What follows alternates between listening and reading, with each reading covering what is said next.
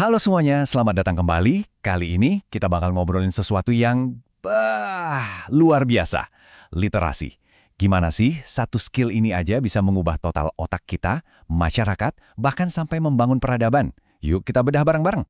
Kita mulai dengan kutipan yang provokatif ini. Keren kan? Karena ya pada dasarnya literasi itu ya begitu. Ini adalah proses yang secara harfiah, literally, membentuk ulang organ kita yang paling penting. Jadi ini bukan cuma soal belajar ABC, tapi soal merombak total cara kita berpikir. Oke, kita mulai dari yang paling personal dulu ya. Dampaknya ke otak kita. Dan ini loh, bukan sekedar kiasan atau metafora. Ini beneran fakta biologis. Ini bukan cuma teori loh. Neuroscience kognitif udah ngebuktiin kalau ada perubahan fisik yang masif di otak orang yang bisa baca. Jadi waktu kita belajar baca, kita tuh nggak cuma belajar ngenalin huruf. Kita itu secara harfiah lagi ngebangun otak yang baru. Otak yang jauh lebih siap buat menghadapi dunia modern yang rumit ini. Nah, ini nih yang menarik banget. Coba kita bandingin. Otak yang belum bisa baca, itu lebih fokus ke hal-hal kayak ngenalin wajah. Wajar kan? Tapi otak yang udah melek huruf, itu beda cerita. Otak ini ngebangun jalur-jalur baru khusus buat memproses simbol-simbol, bikin koneksi antara apa yang kita lihat dan apa yang kita dengar jadi makin kenceng. Ada ilmuwan namanya Stanislas Dehaene, dia nyebut proses ini daur ulang neuron. Keren namanya. Maksudnya gini, otak kita itu kan aslinya nggak didesain buat membaca. Tapi otak kita ini pinter banget.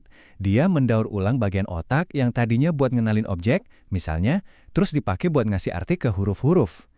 Ini nunjukin betapa adaptifnya otak kita. Oke, jadi otak kita udah berubah. Terus apa? Nah, setelah informasi itu masuk lewat bacaan, langkah berikutnya itu justru ngeluarin lagi info itu dari kepala kita. Gimana caranya? Lewat obrolan, lewat diskusi. Ini poin yang penting banget. Membaca itu ngasih kita informasi. Tapi diskusi itu yang ngubah informasi jadi pengetahuan. Disinilah keajaibannya terjadi.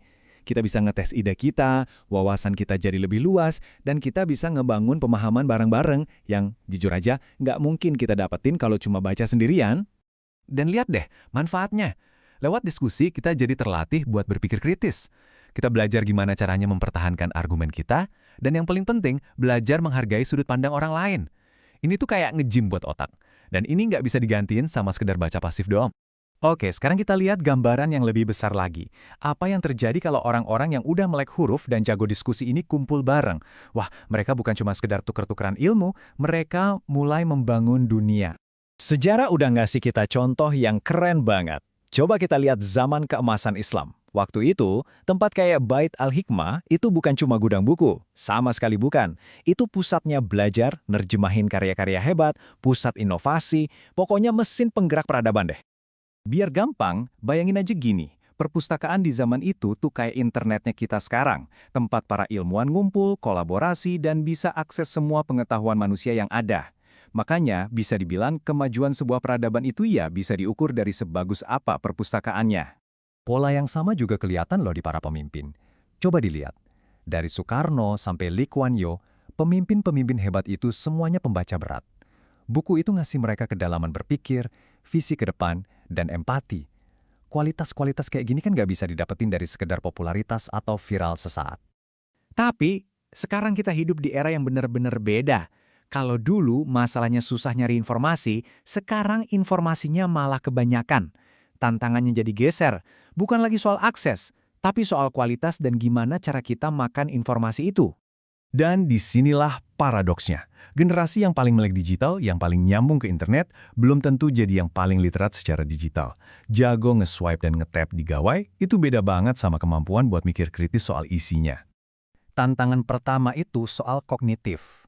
Kita lagi perang melawan cara berpikir yang dangkal. Kenapa?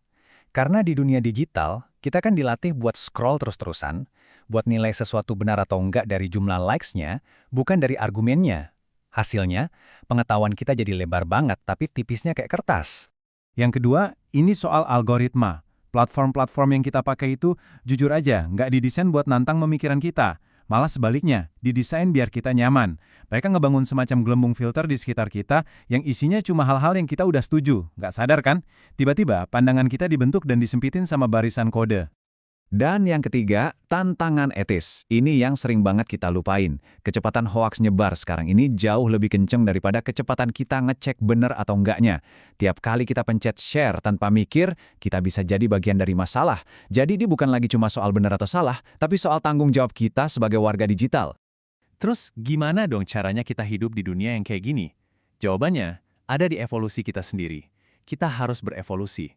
Dari yang tadinya cuma pembaca biasa, jadi pembaca yang kritis. Ini ngebawa kita ke sebuah ide besar yang disebut teori kritis. Gampangnya gini, tujuan akhir kita membaca itu bukan buat numpuk-numpuk fakta doang, tapi buat nanya, kenapa? Kenapa sih dunia ini begini? Siapa yang diuntungkan dari sistem ini? Nah, di situ pengetahuan jadi alat, bukan cuma buat ngerti dunia, tapi buat ngebebasin diri kita dan ya, buat ngebenerin dunia. Nah, ini ada 3 langkah praktis yang bisa kita coba. Pertama, pertanyakan semuanya. Siapa yang bikin konten ini? Motifnya apa? Buktinya mana? Kedua, sengaja hancurin gelembung kita. Cari pandangan yang beda, yang nantang kita. Dan ketiga, jangan berhenti dibaca doang. Bawa ke obrolan, diskusikan. Cuma dengan cara itu, pemahaman kita bisa benar-benar tajam. Pada akhirnya, pertanyaannya balik lagi ke kita masing-masing. Di tengah lautan informasi ini, kita nggak bisa lagi cuma jadi penonton pasif, kita harus milih. Jadi, pertanyaannya, mau jadi pembaca yang seperti apa? Makasih banyak udah nyimak.